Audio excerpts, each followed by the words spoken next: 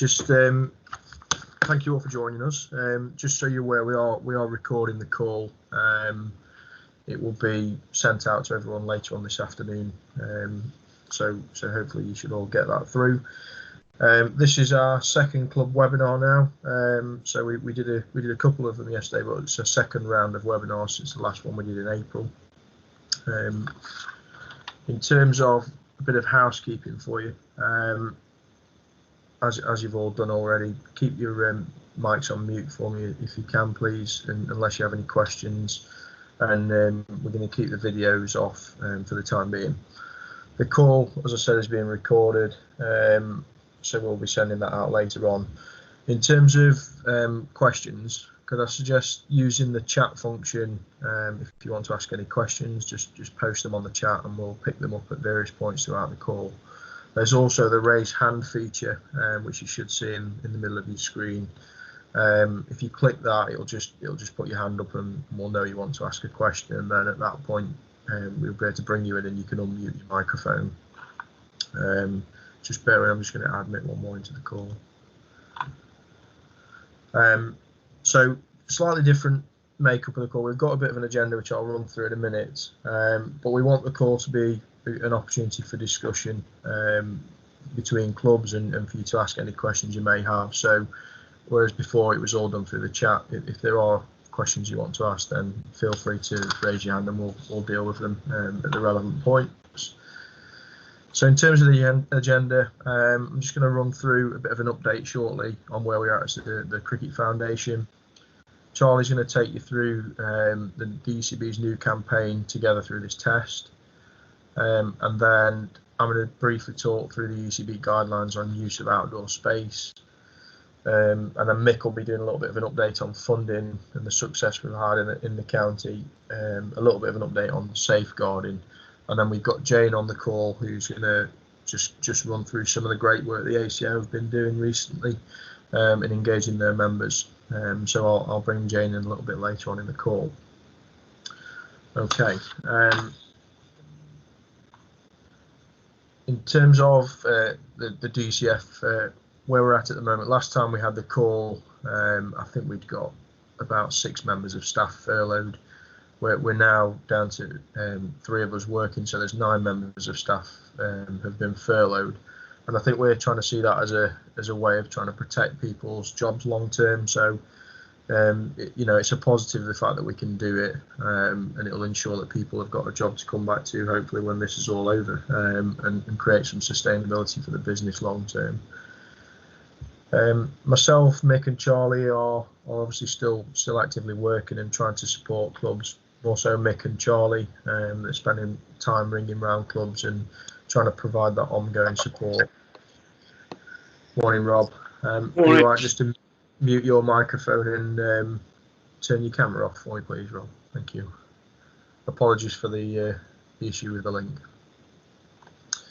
Sorry, in terms of the support, obviously we're trying to put some regular content on the website and social media, and we'll continue to work around clubs over FaceTime and calls. We're really keen to hear what you're doing at this difficult time as clubs, and try and share that with other clubs so they can learn from what's going on elsewhere in the county. I just thought it'd be worth giving you an update. So in October, we at the club forums we presented information about what we were doing to develop our strategy, and we're trying to gather some insight. We were due to present our final 5-year strategy on the 26th of March, I think it was. Obviously that didn't go ahead, and at the moment we're unsure when we'll be doing that.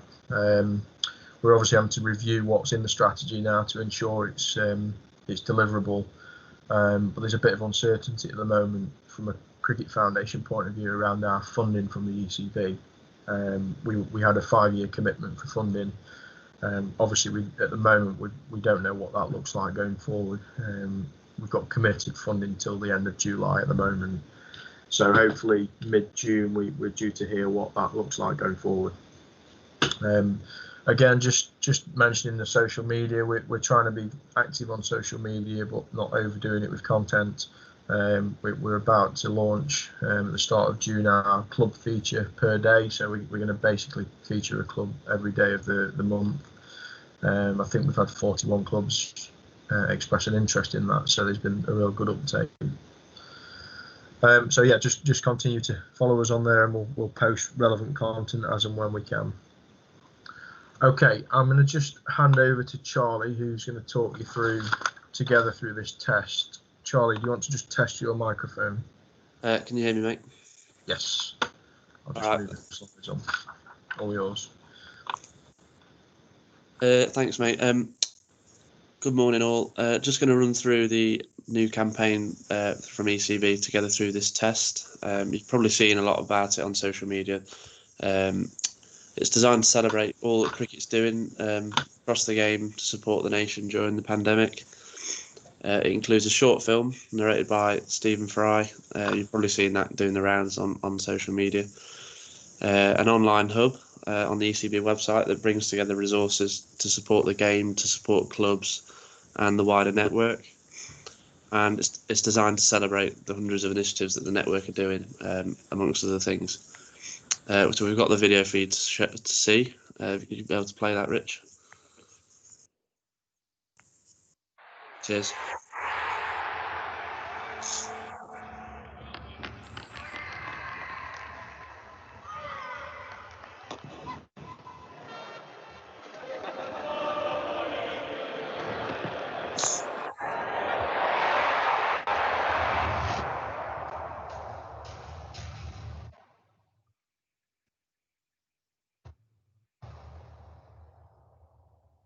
The one thing you can say about us is that we are good at waiting. It's what we do. We wait out the winter and count down through spring. We're quite used to waiting for things to begin. We wait for the groundsman to summon up grass. We wait for the umpire to rattle the brass. We wait for the weather, the gloam and the rain. We wait overnight for the next bit of the game.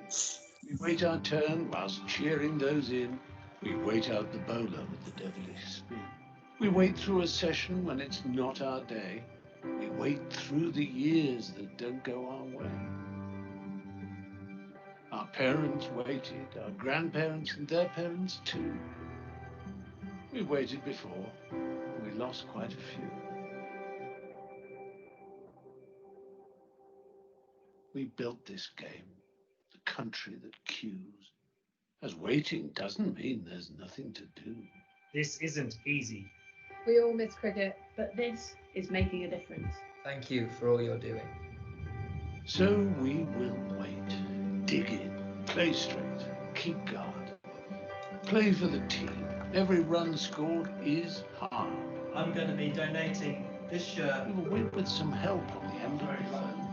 When you carry your bat, you don't carry it alone. Donate such great cause. Our team, our game, our country at our best. As we stand together. Together. Through this step. Hi everyone, hope you're well. I hope you're all staying safe at home. Hope you're all looking after yourselves, keeping yourselves active. Try and do something fun every day, no matter what that looks like to you. We will wait this out. Our longest review. We will wait it out. Because that's what we do.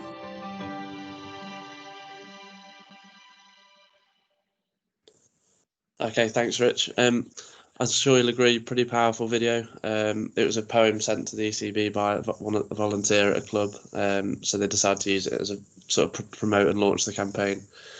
So the campaign, in a bit more detail, there's a dedicated COVID-19 resource hub on the ECB website to offer assistance, focusing on 3 different areas. So it's around health, parents and kids, and also clubs. The health section includes some physical and mental health support, some challenges, some tests, and some things to help you during this time, whether it be the cricket population or the wider population. It includes some NHS information and some other challenges and tasks to do, including some vitality fit for cricket challenges. Then there's the parent section. This includes Lord Taverner's online hub, an online hub from Chance to Shine featuring their cricket at home sessions, and also the Dynamos and All-Stars sessions at home that you can be adapted for home-based cricket. So really a lot of stuff in there for your junior section, and also parents and coaches within your junior section at your clubs. And finally, the club section has a variety of support and resources and emergency funding information that the club can access. So I know us at the DCF have provided you with quite a bit of information around funding, but if you want a one-stop shop for that sort of stuff, then there's a lot of information on there. So I'd say generally try and get the message out to check out this webpage, especially your junior section. There's a lot on there that can help them and give them things to do during this time. So I'd encourage you all just to check that out when you get a chance. Next slide, Rich. This is how they're sort of gathering the information. So they're getting it from county cricket boards based on what's happening around the country. This is what they've managed to gather so far. As you can see, there's a lot of different things happening, so which is really good. But they're really keen to know what more is happening. They know there's probably more than that on there. So what we're stressing is, can you keep us in the loop? If there's anything you're doing fundraising wise for your club or for the wider community, anything to engage your members during this time, keep them active, keep them involved in cricket. We want to hear about it. So if there's anything you're doing that you feel like it's worth sharing, then please do let us know, and we can feed that into the national picture. So yeah, that's about all from me. Just keep sharing what you're doing and keep as busy as you can. Thanks, Rich. Great, thanks, Charlie. I'll just add to that. As a county, we're really keen to showcase some of the great work we're doing, and you are doing as clubs. So, as Charlie said, please let us know if you are doing any initiatives or running any initiatives that are, charitable events or fundraising. We're really keen to hear about them. So far, we've featured an article on Worksworth, who were doing some work to support a local food bank. And Sandy Acre, who you may have seen, have been running around the country, around the first-class counties. So they've been clocking up the miles on the road doing that to raise money for Mind. So some really good work going on. Please do share if you're doing anything as clubs. Okay. Before I move on, has anyone got any questions on Together Through This test before we go on to the guidelines?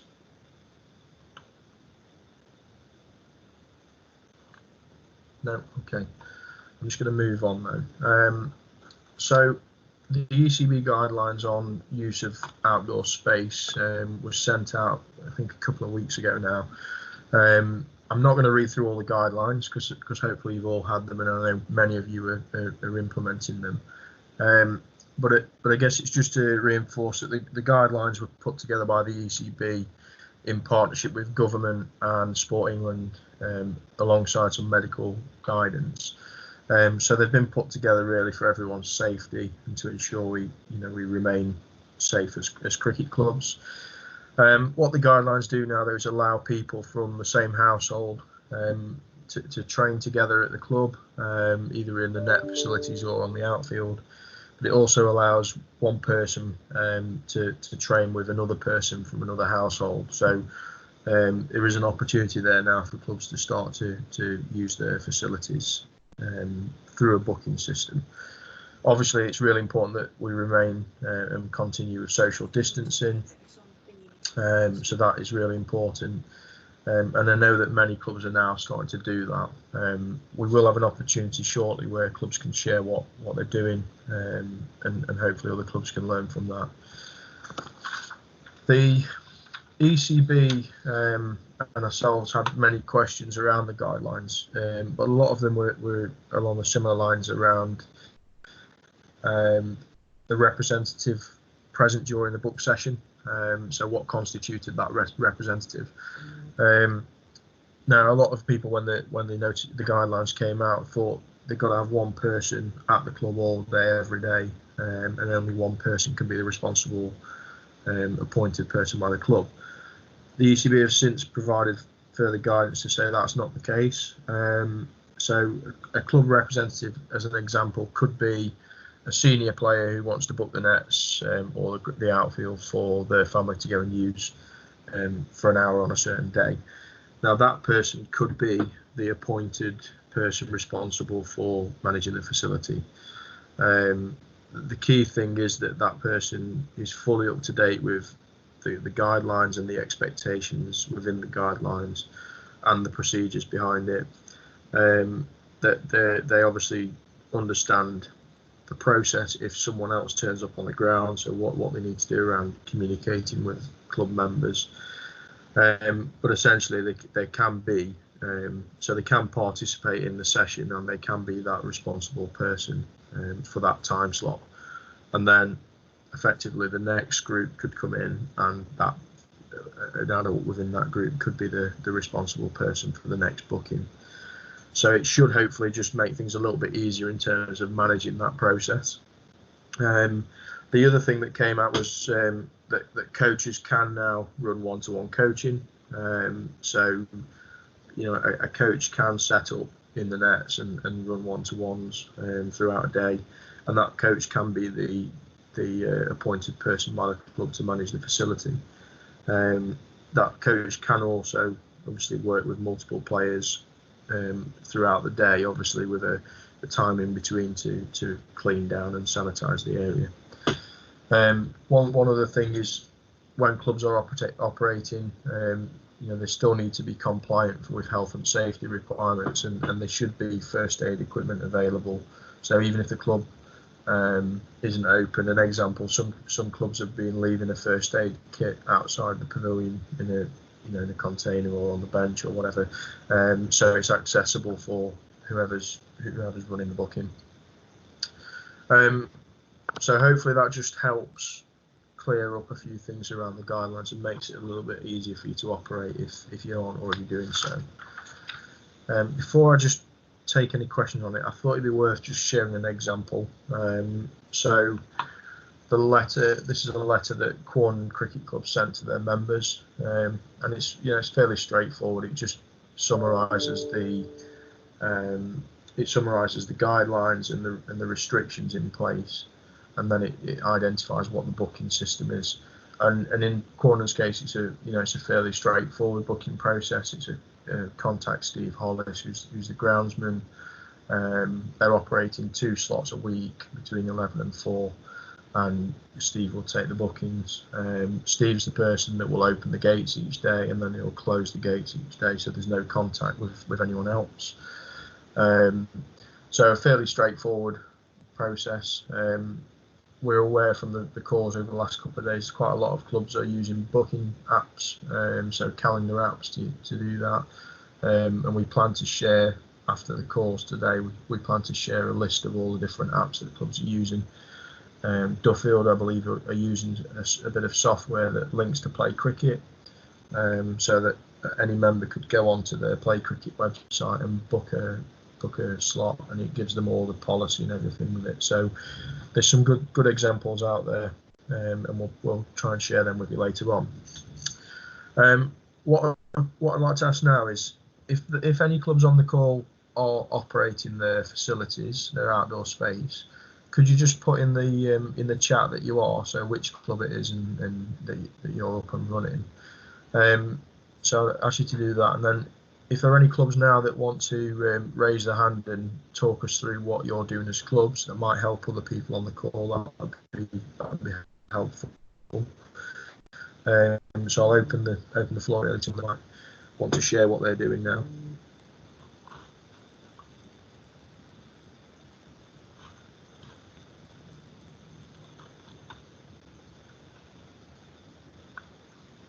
So anyone got anything to share? Jane, are you prepared to tell us what Outlook are doing? Hi guys, yeah, quite happily. So we have one point of contact who happens to be our acting cricket manager at the moment, and he's using some software that through his he's a lettings agent, so he's using that software. We don't allow any sessions while our ground staff are on the ground for their safety, and the groundsmen have prepared a wicket on the back pitch, so we're using a roll-on cage in just one of our nets. Everybody is sent a form who wants to use it to say that they understand They don't travel if they're showing symptoms, what they have to do. In the event of an injury, they must bring one of 4 of us, especially if it's a blood injury, because then we would close down the nets while we clean it. First aid kit we've locked in a secure place outside of the pavilion that people could gain access to. And then we've just got a rota for opening up and closing down so that it's not being put on one person. Great. No, that's good. Thank you, Jane. And has there been any issues? Is it going all right? It's going fine. We had one issue the other day where 2 people had booked 2 different slots, and no, the same slot, and then we just double checked with them to make sure that they knew they were training together, and they both arranged for somebody outside of the club to come and use it with them. So it was politely explained to them that A, they couldn't have somebody from outside the club who hadn't been signed the form, and B, there couldn't be 3 of them anyway. So, Right, yeah. but that's the only issue we've had. We've been running now for we started Thursday last week, so we've had a full week of it. So not bad in 1 week. Right, yeah, that's good. That's good. Thank you for sharing that. Ian Livingston, I saw you got your hand up. Do you want to share with us? Yeah, very similar actually. We've made sure that all bookings have been via one person. Happens to be a school teacher who plays for us. He's managed the whole process. It's been done through private email, so we've not sort of put it out on our usual Facebook, WhatsApp, does anyone want to come and play type thing. We've sort of done it quite quietly. We have put something out on Facebook afterwards to say, look, we have done it in regards to using ECB guidelines. We use that nice sort of iconography that's the ECB threw out as well to say, look, we've done it all the right way. And the only thing that we've done slightly different to the previous person, I think, is that we've made sure that whilst there's been 2 people in the nets, we've made sure that there's been 1 member of our committee on the ground, well more than 2 metres, probably 60 metres away, just making sure that everything's overseen the right way. Just 'cause at the end of the day, the committee have put the name to this. We wanted to make sure we were covering ourselves in glory, for the want of a better way of putting it, and making sure that everyone's doing everything they should do. Been absolutely 0 issues whatsoever, to such an extent that we've done it once this week, and we're probably looking to do it 2 or 3 times a week now, to try and fit in as many people as we can, because we're getting quite a clamour from around the guys now. We want to come and have a net and get things going in preparation. Yeah, I think people are getting that desire, aren't they, now to get going, particularly with this good weather. I think the most important thing is people are seeing there is a way around it, and it's perfectly safe, as long as, go back to what again the previous person said, anyone who turns up who's had any symptoms, well, they shouldn't be leaving the house in the first place. So let's keep things nice and simple, and let's get some practice in readiness for whatever comes, whenever it comes. Yeah, that's great. Good to hear. Thank you. So just looking at the chat, there's a couple of questions. So Jane asked, will the guidelines be updated based on government's announcement yesterday? So we had an email this morning from ECB just to say that basically they'll be coming back to us with some more information. Whether that changes the guidelines, Jane, I'm not sure at the moment. But they've said obviously they've seen and they're aware of the changes to the restrictions, and that there'll be this various calls today to review our guidelines. So I'm hopeful probably early next week we should get something. We tend to have a call Wednesday afternoons with the ECB, so it's likely it might be Wednesday before we get the guidelines, but I don't know that for sure. Jill Elvison asked about, just said she couldn't find in the guidance what actual cleaning products you need to use. I think in the guidelines there's a link to I think it's either the NHS or the government website, which is around sanitisation, cleaning hands and things like that. So they haven't put the specific guidance in the ECB's guidelines, but they put a link to the government websites, I think, to look through those. I'm not sure if it specifies a particular cleaning product, but it obviously does tell you the process you need to go through. Jill, I see you've got your hand up. Do you want to unmute and ask your question? Yes, thank you, Richard. It was just obviously, I think we're all doing the similar as in regards, the running of the nets. Obviously, that guidance was quite clear. We ourselves have also created a poster for our members to follow. Obviously, one of the restrictions we have is because we're actually on a public park, if you like, Elveston Castle. So initially there was access problems because they'd blocked access for everyone because of the concrete bollards that they put everywhere. So we don't have access to our large car park at the moment, but it doesn't really matter because we can still use the small one at the moment. So we have been able to sort of move forward with that. But we've not really sort of talked about signs or anything. So one of the things we've obviously made sure we've put through both our exits and entrances is the closed signs. Although, as you can appreciate, being a public park, there's a lot of footfall anyway through our club.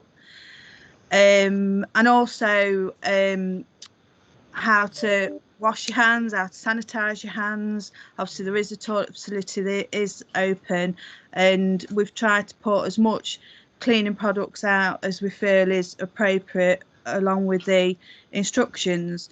So though you've got your representative there, they're not going to be with the family as such. They're obviously just going to be at the side, aren't they, sort of looking in. So I suppose that's something that we've that I've not heard anyone else say that they've done. And that's really good practice, Jill. There was a few on the call yesterday that mentioned, they'd done laminated signs, so they were wiped, you could wipe them down and things. And particularly on nets where you've got the metal poles in the nets to say, avoid contact with the metal poles and use your bat to pull out the ball and things like that. So we've got a checklist for our families and our representatives to go through, so of what areas to clean down before they start using the nets and afterwards. So that's something else we do, as well as the disclaimer as well that I think everybody else is sort of using. And just things like in the poster, just things like don't car share. It is essentially families that are coming down, and it can be any number. Is within the same household. It's when you've got two separate friends that are coming down. So things like that. Although it seems obvious, it's not always obvious to people not to car share. You're right.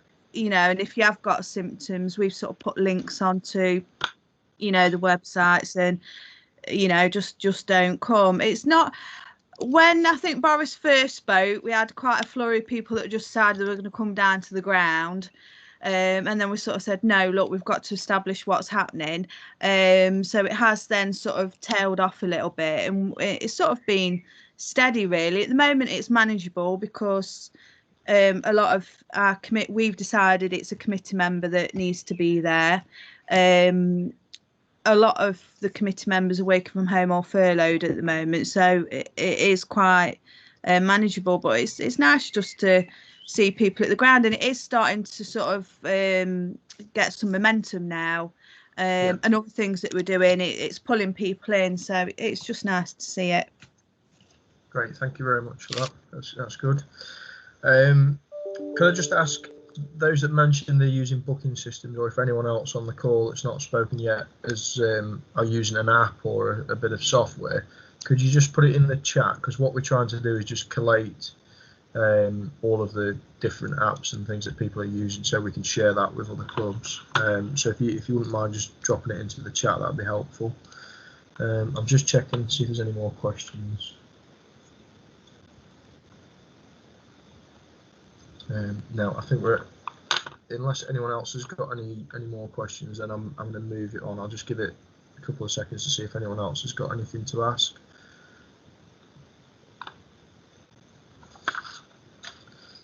Okay, great stuff. Like I said, we will share that information. So anything that's put on the chat, we're going to collate it all from the 3 calls that we've done over the last 2 days, and we'll be sending that out. I'm just going to pass over to Mick. So Mick, do you want to just check your microphone's working? Can you hear me? Yes. Yes. Thanks, Mick. I'll just move the slides on for you. All yours. Good morning, everyone. Good to catch up. I just thought it might be worth just throwing a few things out there around financial support. At the last webinar, we covered the small business grant support from the government, which was being administered by local authorities, and that's been really helpful to clubs. And in total, we're up to 54 clubs having accessed that grant at a total amount of £565,000, which I'm sure is going to be a massive support to cricket. We kind of, anybody that we think might be able to access this, we're still contacting them and chasing up clubs. If you're not sure, if anyone's on the call that's not sure if they can or anything, by all means give me a call, and I'm happy to work through with you how what the key things are that you have to have in place to be able to access that.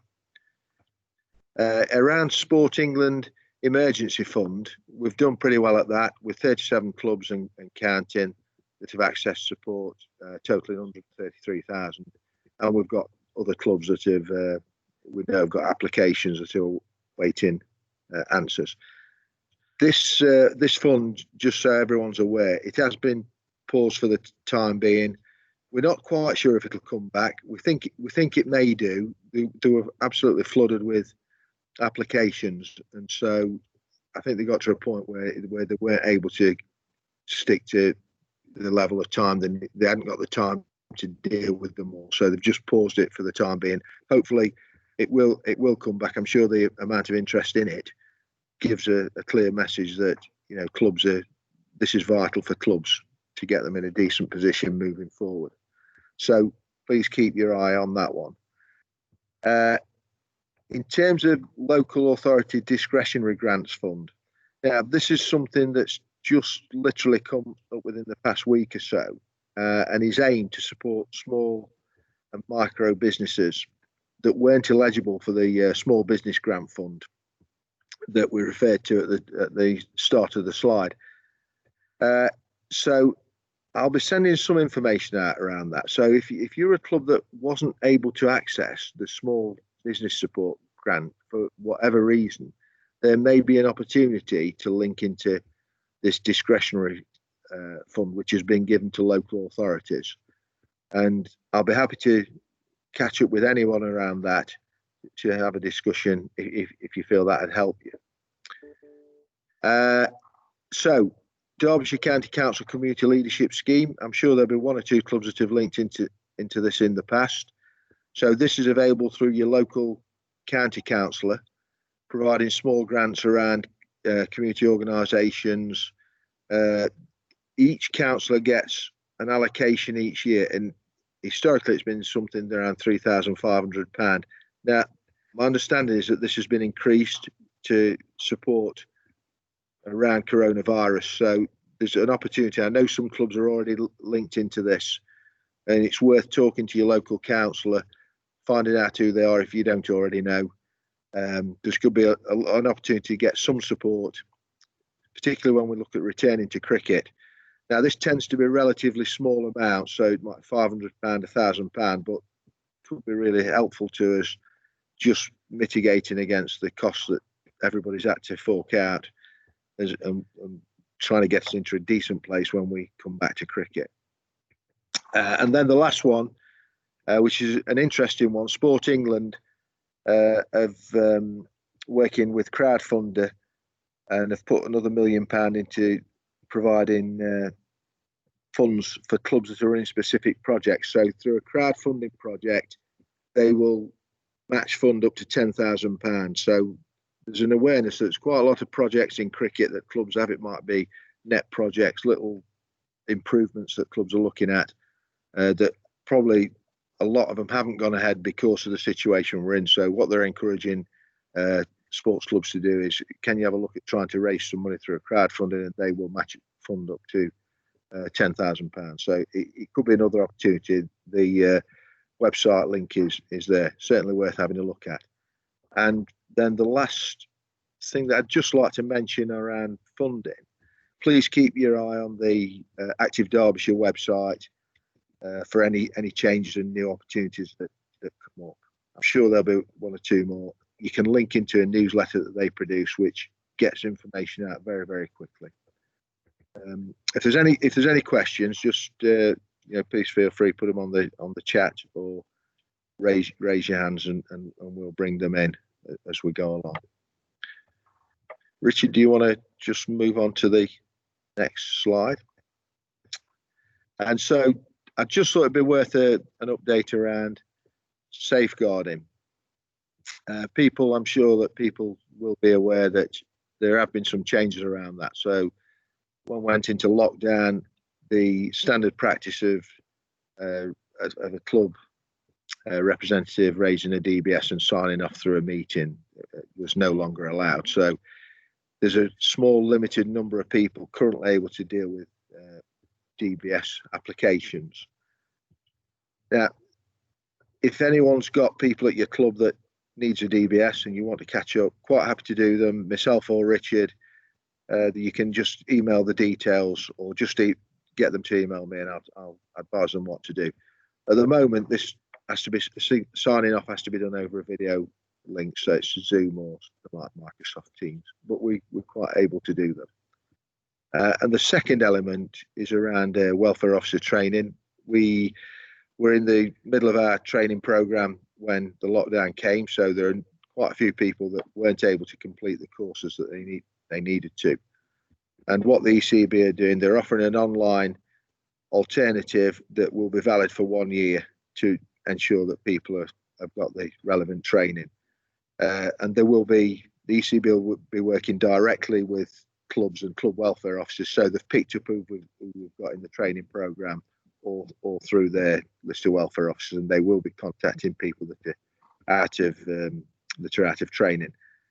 If you've got a new welfare officer and you're concerned that they won't get the training, please get in contact with me and I'll be happy to put the name forward for training. This should be happening over the next week or so.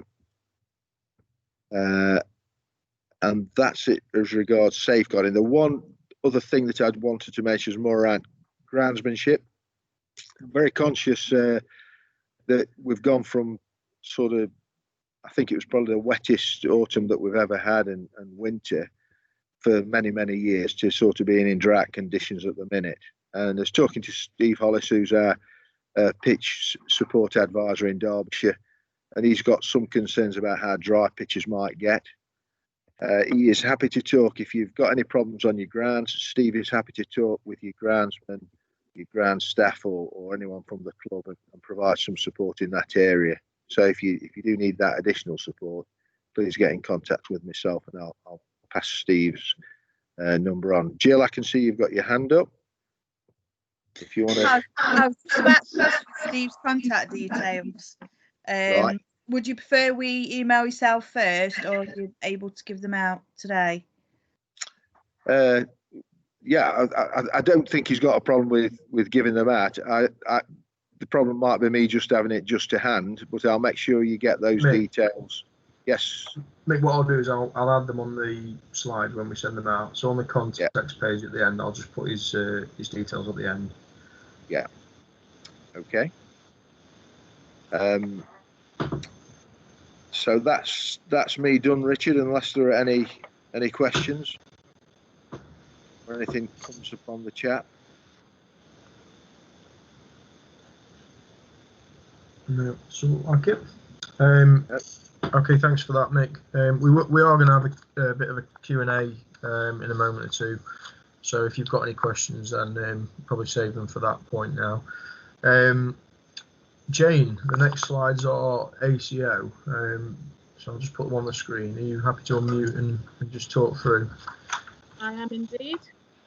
Thank you. Good morning, everyone. This is me with my other hat on. For those of you that don't know me, I'm the County Scorers Officer, part of the Association of Cricket Officials. We were asked to give you an update as to what we're doing for our members. So we started, I think it was the second Saturday, just before the season was due to start, and we had a pre-season match, we called it. And that's now become a weekly Zoom match day sessions where we just in with whoever's on the call. We've had, I think, up to about 37 umpires and scorers come in on the calls. We visit a different ground and people share funny stories from their particular grounds. We discuss a particular law. We look at video clips attached to that law. We have various cricketing quizzes that John Salisbury's very good at winning. And then we'll sit and have a chat, usually with somebody with us having a drink in the background. And occasionally we have guests come and join us.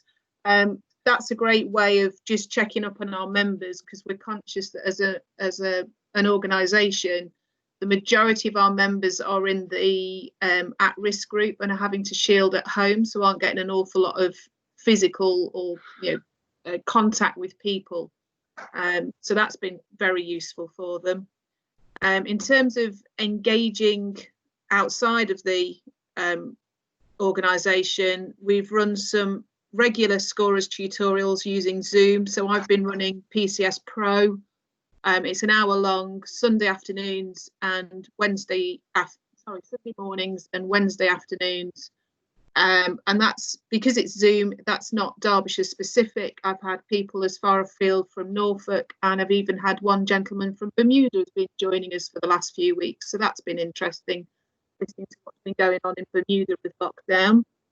Adam's recently run a women and girls umpiring course that should have taken place in March, but was one of the very early casualties. So he's tried that again. That's been interesting, trying to show people how to take guard using Zoom. But we're trying it. We're just going to do that. We've been doing getting to know you articles on Facebook and Twitter. And we've been pushing the fact that you can do online umpiring and scoring courses. So people in lockdown want to either brush up on their skills or learn something new, then come into the officiating world. In terms of planning, we carry out our committee meetings using Zoom. We've had subcommittee meetings. We've been looking at the Saturday League regulations and just coming up with some ideas so that where we can improve them as we think from the officials' point of view. And we've actually this week we've sent out an availability questionnaire asking all of our members if they think they'll be in a position to return to cricket if and when we get to play this season. And that's partly linked into our age group, and we recognise that a number of them might feel that they have to carry on shielding and won't be able to come out onto the cricket pitch. I should say that as part of doing this, we've actually identified one member who's been really struggling with mental health. And as a result of that, we've sorted out some one-to-one phone calls for him so that he's getting more contact outside of the various Zoom meetings that he's been popping in and out of. Any questions?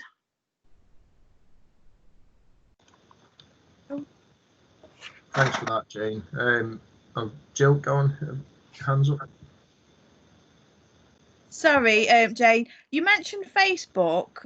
What page do we need to search for, or? So it's. Hang on. Let me go on to it, and I'll tell you. I found the ECB Association of Cricket Officials, or have you got a localised one? We've got the Derbyshire one. So yeah. So it is the Derbyshire ECB ACO.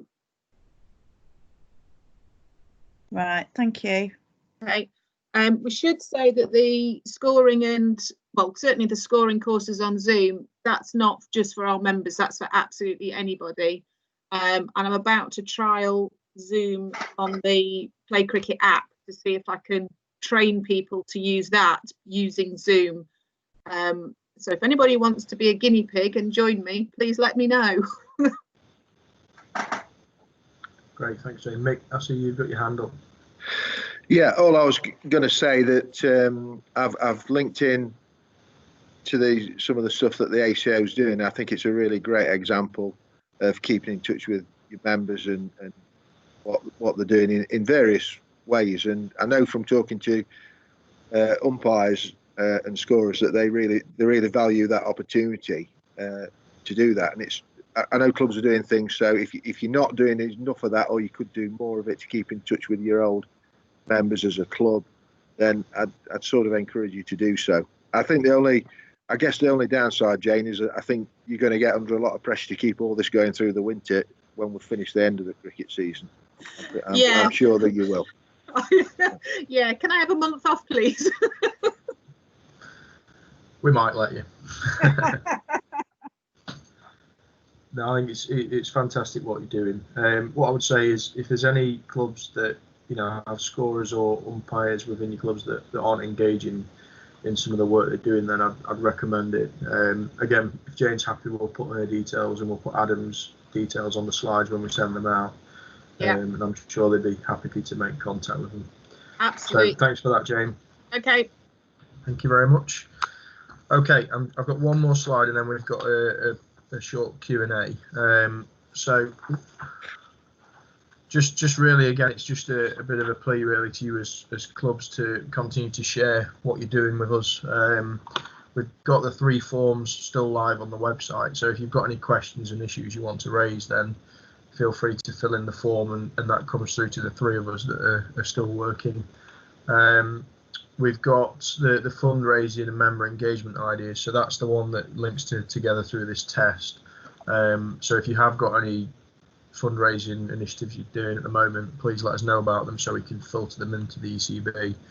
As I said at the start of the call, I'm really keen to showcase us as a county, the great work we're doing to support our communities. And then the final one is just around financial support. So please let us know if you haven't already, if you've accessed Sport England funding, local authority grants, or any other sources of funding that might be applicable to the wider cricket network. I noticed Jill put something on earlier about neighbourhood boards. Jill, can I just ask, have you managed to access something through that fund? That was actually a conversation I was having with a different sports club, because we're all into everything, and they just happened to they couldn't get the Sports England grant because they'd got too much funding in the bank, too much money, should I say, in the bank account, but they were able to go to their local neighbourhood board. Again, you'd have to have projects, you'd have to give some, but it's something that's always been available over the years. I think just all forget about it. I mean, my first thing would be, I wouldn't even know for Elveston because I live in Derby City, so it's a case of having to do a bit of digging around, really. Yeah. There are other things. It's like the East Midlands, but unfortunately they've stopped theirs. But that was something that you could get, very easily. Yeah. Great, thank you, Mick. I see you. Do you want to add to that? Yes. The neighbourhood board funding is an initiative that's done in the city, so it's the equivalent of the community Derbyshire County Council community scheme. They call it a neighbourhood board scheme. So for any clubs that are from the city, they can access that.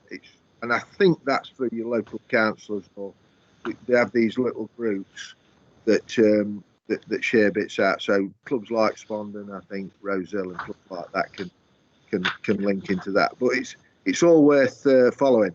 I guess the one other thing that might be worth just mentioning, there's people like Community Action in each area that have a volunteer bureau, and there's often a funding person there, so they're people worth linking into as well, and it perhaps might be something just to drop at the bottom of the slide, Richard, to remind people of that. Just as particularly on a local level, they're very used to knowing what's happening at their local levels, and I think we've got one in each district. So you've got an Erewash CVS in Derby City, it's Community Action. I think there's a South Derbyshire one as well. Okay, thanks, Mick. Okay, so finally then, just to open it out really, if there's any questions either relating to what we've just talked through or anything else that you want us to try and answer, then please either raise your hand and unmute the mic and fire away. Yes, Ian, do you want to go first? Yeah, it's a slightly Simple question, but based upon frustration. What are the board doing in terms of lobbying the ECB with regards to recreational cricket in particular? My frustration being that, when we start to see the Premier League and football starting to come back on June the 17th, and yet we're being told it's another 6 weeks after that before we're even contemplating cricket. When the last time I looked, and I'm sort of getting on a bit now, cricket is the most socially distanced sport possible in comparison to football. Golf could go a bit further, obviously, but there'll be lots of ways around it with a little bit of innovative thinking to actually get some recreational cricket on the go. We're not talking about having thousands of people around grounds, because most of us don't get more than 2 man and a dog. And it just seems that we may be. I was very proud of the ECB, to be honest, for a good few weeks. I thought they did a really good job, but in the last couple of 3 weeks, I don't think they've actually looked as far forward as maybe we should. Yeah, so it's a question that was raised on I think it's been raised on every call, and what I've said is, I mentioned earlier, we have a call with the ECB every Wednesday, and on that call every Wednesday, there's a lady that works for the ECB that sits as part of government. So she's what I've been saying is, the ECB are fully informed and fully engaged with the government, and particularly DCMS, and are working through various scenarios at the moment. So I think, it's a difficult time, isn't it? And I don't think anyone's got all the answers. I think, they're mindful of, they want to get things right, and they want to get things right the first time.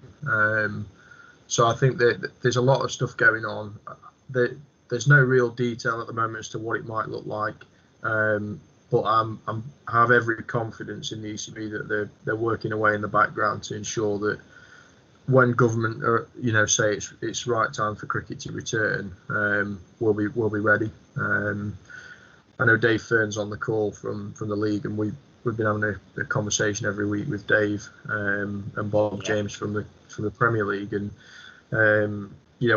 we're doing the same things locally, trying to ensure that we're ready to go at the point of which we can do. Sure. Yeah. Okay. Thank you. No problem. Who else has got their hand? Jill, I think, and Mick. Go on, Jill. You go first. It was more something to share with everybody else, really, because we've not really talked about how the committees are managing to function.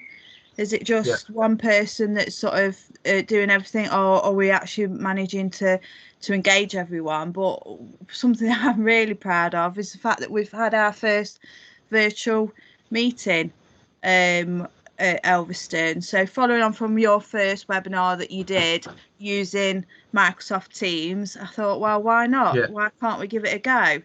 And we did, and there was only one person who didn't really have the technical know-how, and was a bit reluctant to sort of give it a go. One person who was working, unfortunately, but everybody else, so it was probably our highest attendance in a committee meeting we've had for quite some time. But yeah, it was well received because the information was there in front of everyone. It was easy to read it as well as someone speaking and asking the questions. So it did work really well, and I just wanted to encourage other clubs to give that a go if it's not already happening. Yeah, I think it's a really good point. I think there's some great examples of what clubs are doing there, and we sent something out recently to say, please continue to have your committee meetings, where possible, because I think it's really valuable. And we're in a few clubs that they've had like an open members forum as well. So they've had the players and members of the club on a Zoom or a Teams call, where they've just been able to update members and just take any questions and have a bit of a chat as well. There's examples of other clubs that are doing quizzes and engagement like that over Zoom and different methods. So yeah, please, if you're not doing it, I'd really, really recommend it. As Jill said, there's a lot of value in doing it. Okay, Mick, I can see you've got your hand up. You're on mute, Mick.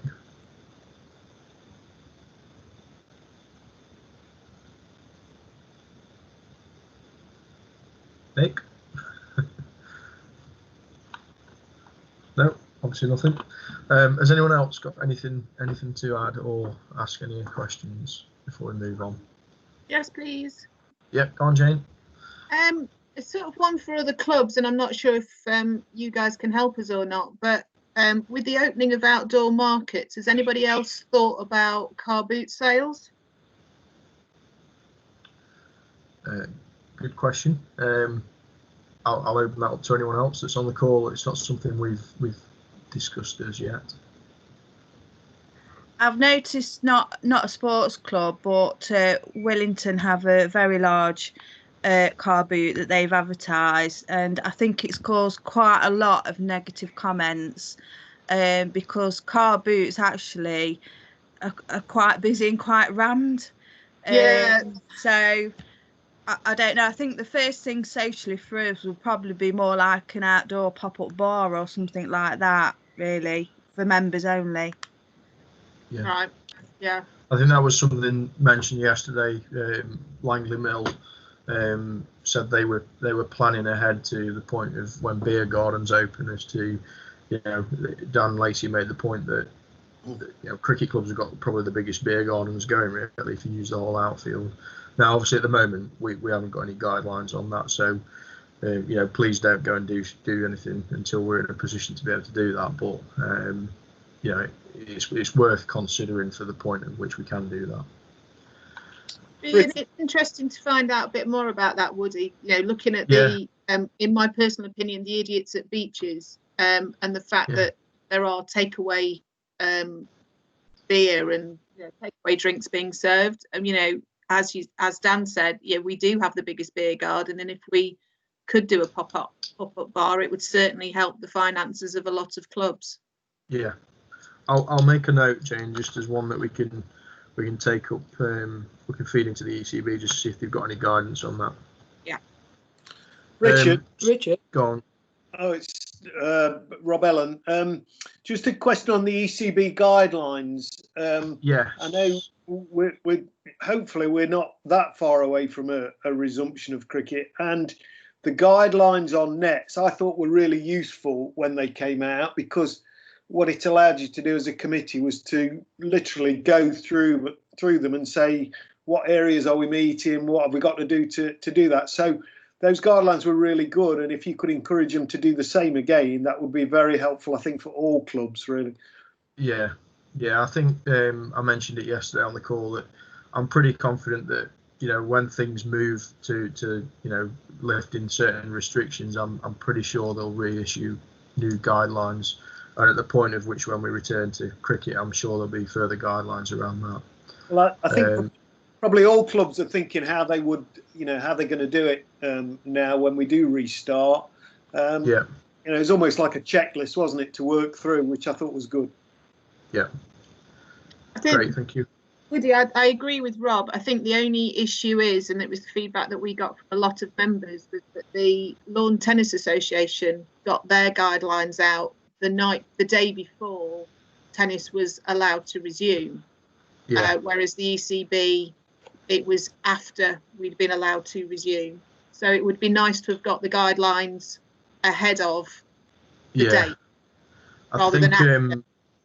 There was a slight issue. So the ECB were keen to issue guidelines that had been signed off by DCMS and Sport England, and they'd prepped the guidelines for the Monday, and they'd got a call, I believe, with Sport England that day just to sign them off, but Sport England cancelled the call, and it wasn't rearranged till later that week, so that's why there was the delay. They were concerned that they needed to make sure that they'd been approved and that they met the guidelines of Sport England and DCMS before they were issued. So that was why there was the delay in getting them out. Mick, just before you, I think Miles has had his hand up a while. So Miles, do you want to just fire away? Yeah, just a quick question. What's the latest thinking regarding the Dynamos and All Stars cricket? Yeah, good question. There's not. I'm hoping on Wednesday we'll get a bit more information, but at the moment, they're still trying to work towards being able to deliver something towards the end of the summer. But obviously that is dependent on when we can do that, and what comes out from government. There's talk about it being an option for clubs if they wanted. If we can't do it in the summer, if clubs wanted to deliver something and it's feasible to do so, they'd be able to do it in the winter. At the moment, they've sent out all the kits to anyone who's signed up for those programs. So at the moment, it's just the communication is we're doing everything we can to try and make sure there's some sort of program towards the end of the summer. But that's all I've got at the moment on that, Miles. Thank you. No problem. Mick? Yeah, all it was, I think kind of most of the questions you've talked through since I put my hand up.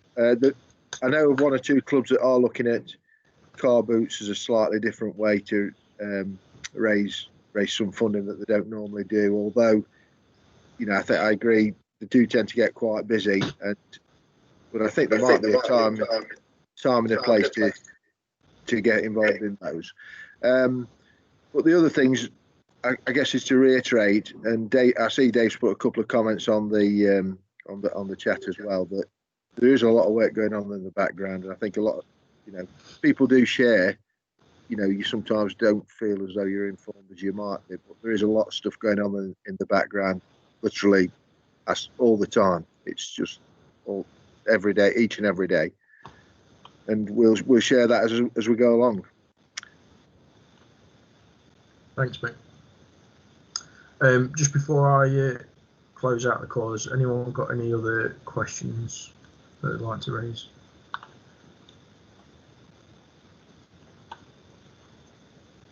No. Okay, great stuff. Right, so just to summarise before we close out the call, I think we've mentioned in the last one just continuing to plan. I know we don't really know what we're planning for at the moment and at what point, but I think it's important to speak to your players, your members, to ensure that when we are ready to go again, you as clubs are geared up to go. So continue to plan for that. Maybe look at things slightly differently as to what you can do from a social side, social cricket and things that might be more relevant as we do return. Financial forecasting, I think, is really key. We did send out that cash flow document, and I'm sure clubs are using their own templates. But if it helps, then please use it. But I put there about longer term forecasting. So I think it's really important that you look ahead to the next 12 months really and beyond to see what impact this could have, particularly if there's no cricket. So continue to do that. And then, as I said earlier, I've said a couple of times, please share with us any initiatives and ideas you have. We're quite keen each week to feature something, some article that the clubs are doing. So please continue to share that with us. As I said earlier, continue to look at our website and social media. There is a page on our website now for COVID-19 where any updates we send out will go onto that page. And then there's just the three of us now. A Mick's supposed to be part-time, although I think he's pretty much full-time at the moment. But just bear with us if we don't get back to you straight away. We'll do as quickly as we can. As I said, we're down to a skeleton staff, so we're doing the best we can. So just bear with us on that. And then finally, just thank you very much for your time on the call today. Thank you for your input. It's been really good. We will be sharing everything with you. So we're going to summarise all the feedback from the calls, and we'll be sharing the video recording later on today through our YouTube channel. So it'll be on there, and then we'll send you the link for that. We're available. So if you want to pick anything up with us offline, then email, phone. More than happy to take those calls and emails. Please get in contact. We're here to support as much as we can. Other than that, thank you very much. Stay safe, everyone. Enjoy the weekend. It looks like another nice weekend for us weather-wise. It's just a shame we can't be playing some cricket. But all the best, everyone. Thank you very much. Take care.